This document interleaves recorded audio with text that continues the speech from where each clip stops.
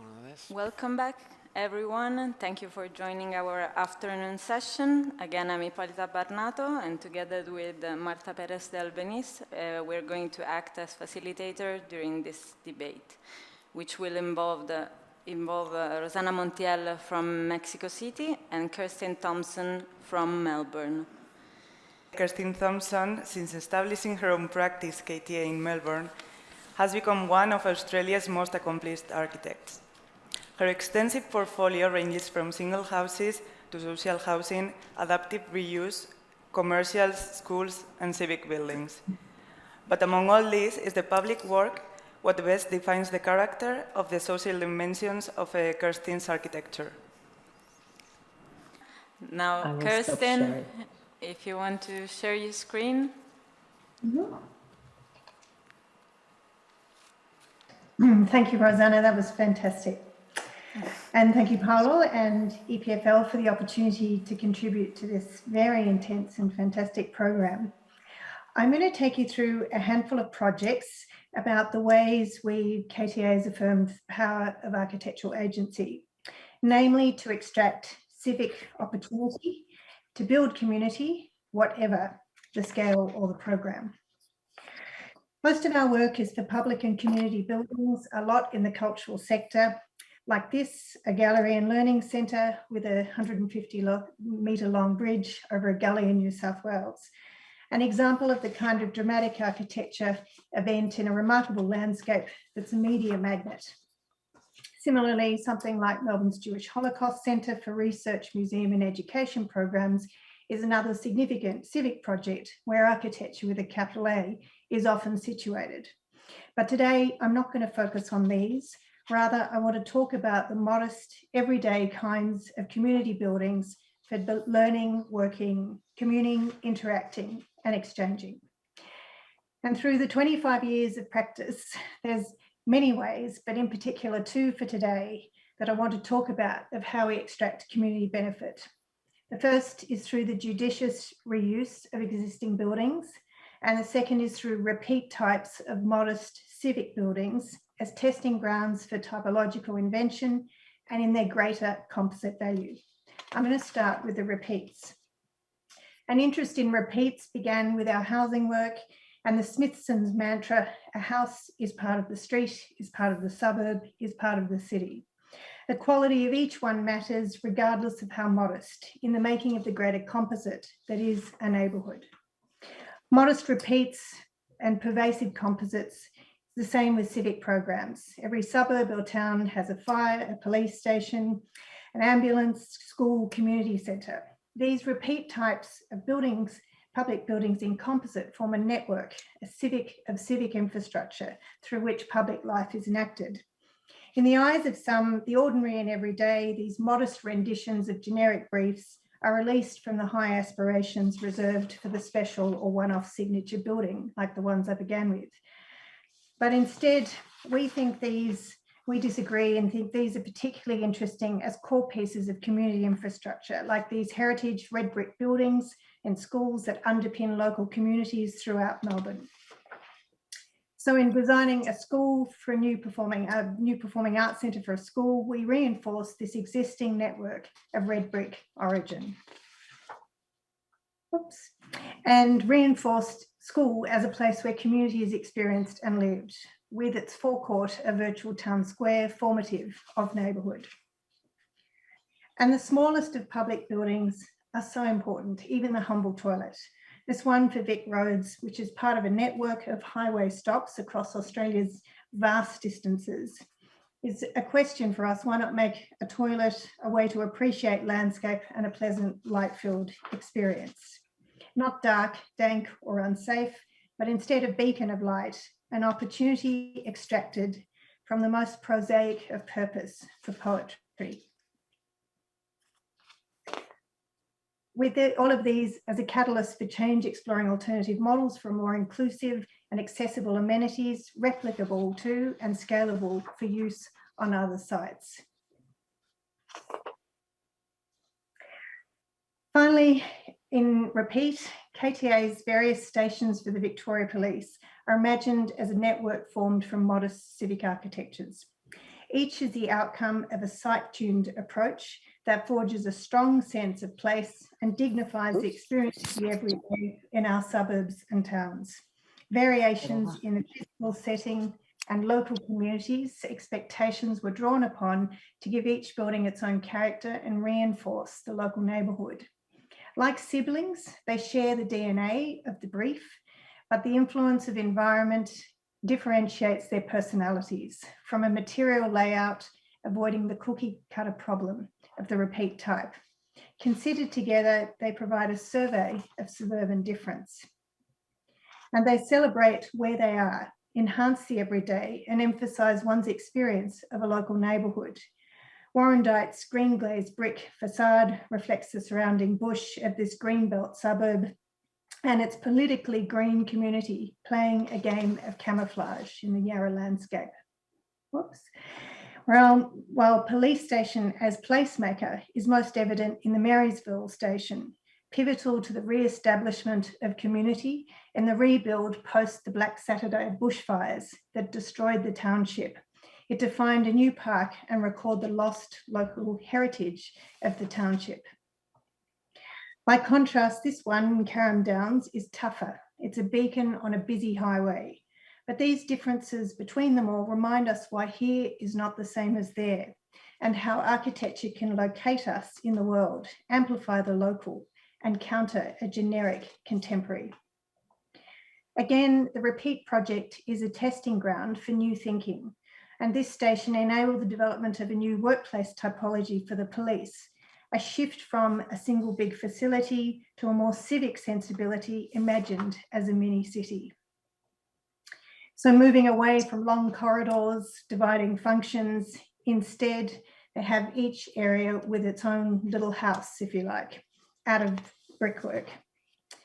And this innovation in terms of typology, this arranging of space to foster different kinds of interactions in a community is not so much technological or material innovation, rather it uses Australia's most conventional type of construction, brick veneer, for great effect in this multicolour experience of these little functional houses. Workplace too as a social connector with outside. Note the smallest brick block, the barbecue, in the centre of the courtyard. So a conventional process of construction, delivery, engagement can make the everyday joyful by investing architectural effort and thoughtfulness. Now reuse. Right now, it should be the starting point of any project because the greenest building is the one, supposedly, that's already built. Many of our projects begin with an existing artefact for reuse, and these prioritise a lightness of touch, the gentle recasting towards what might be, with an overarching intent to minimise resource expenditure. An economy of means, which leads me to ask what constitutes architecture. Must it be evident in order to have impact? This diagram describes our approach for a Deakin School of Architecture in which our main moves were actually a series of edits. Taking out north-south walls profoundly transformed the school's functioning as community of learners. And it reminds me of Lacaton Vassal examining a square they'd been asked to embellish and deciding to do nothing because it was beautiful already, advocating only for better maintenance and care. But the architect who opts to do nothing, or at least minimise their moves, is sadly novel, certainly in Australia. And the display of architecture has become synonymous with its worth, the client getting value. Visibility has become the imperative of practice rather than the less visible moves that might better serve a project's needs. Of course, there's a time for flamboyance, and advocating only for what is necessary might justify meanness, delight surplus to requirements. But sometimes an architecture of largesse marks an absence of more precise and strategic thinking. And it's that economy of means which we think can be transformative. So towards that, we start with a spectrum of change to the existing fabric that we have and determine the extent of work required to unlock a site's potential. A change of use, but no physical change, or on the other end, considerable physical change, but continuity of use. The critical first move is to find an ease of fit between existing forms and new uses. Strategy of material change. And if physical change is required, then roughly from least to most interventionist, reuse, restore, upgrade, edit, last of all, add. The stables for the Victorian College School of Art found this ease of fit in the three components of the original facility. First, the cellular organisation of the police stables wing, its stalls, the sublime repetition of structure and light-filled clerestory volumes became studios for 150 visual arts students. And one horse equals 2 students. Now, how's that for rightness of fit? Staff 2 in the horse stalls. Second, the single span riding hall, a large open space, a perfect fit with a performing arts space. And third, the distinctive octagon, a hinge between the wings for ceremonial entry, events, and executive functions. Next came edits, removal of unsympathetic accretions, revealed unanticipated beauty, such as the octagon's exquisite steel structure. And a series of careful cuts linked school to street via new civic doors and ground to first floor through an oculus. Finally, insertions, a cluster of urban blocks containing things like services and lift pause. A place of both production and exhibition, new operable walls allow easy movement between modes. A place for the crit, you can tell from that stance, the sort of exchange happening. And then the switch into exhibition mode when students release their work to the outer world. I love this survey of the various occupations enabled by simple architecture, from stables to art school, how minimal physical change can maximise a multitude of practices for many. Broadmeadows Town Hall, the pink elephant, as it was known when it was first built, is not particularly small, but it belongs in this discussion of economy, impact, and value, because it could have been a much bigger project in terms of resource use with the threat of demolition and rebuild. To evaluate why something gets deemed obsolescent, other than the phone booth, it wasn't, but sadly it was underutilised and it was neglected. It was storage for council's furniture. Some hoped for its replacement. They didn't like its retro style, but sometimes budget cuts curbed council excess. And ultimately, it was better value and of equal, if not higher longevity and quality to retain, adapt and reuse. Demolition was not the answer.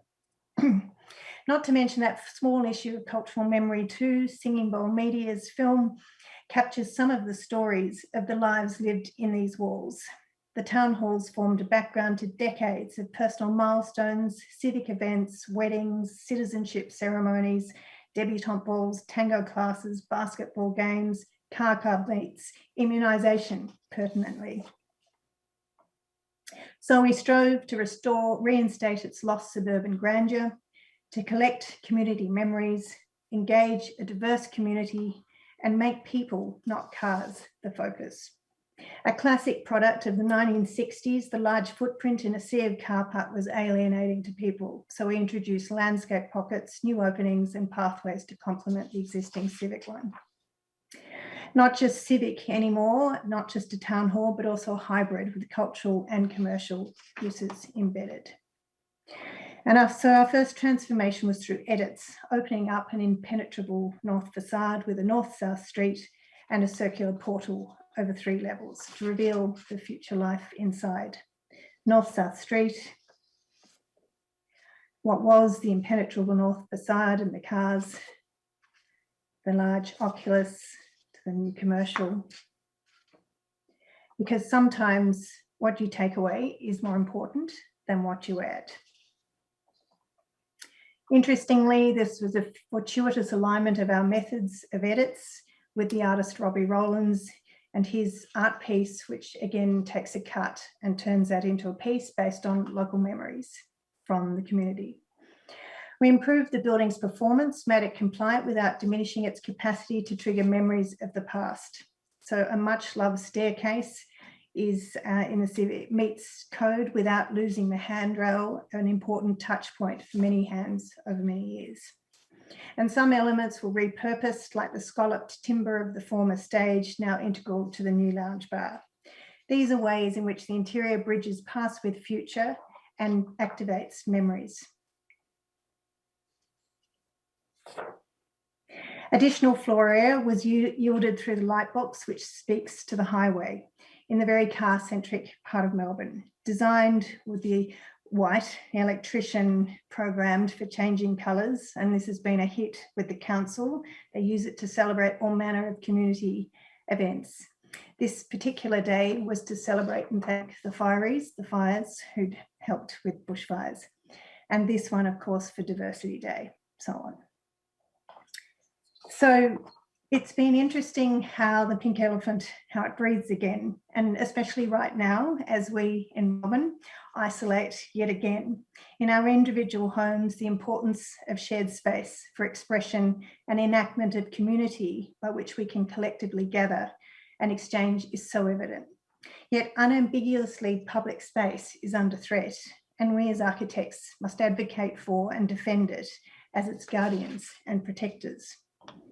These projects provide a welcome shift, I think, and many of the ones we've seen today already in how we see and how we value what we value in architecture.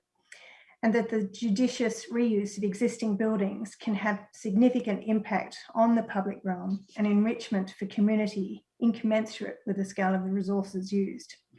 They call for precise and strategic thinking, a resourceful architecture that deploys an economy of means, yet is transformative, and that finds an ease of fit between old forms and new uses.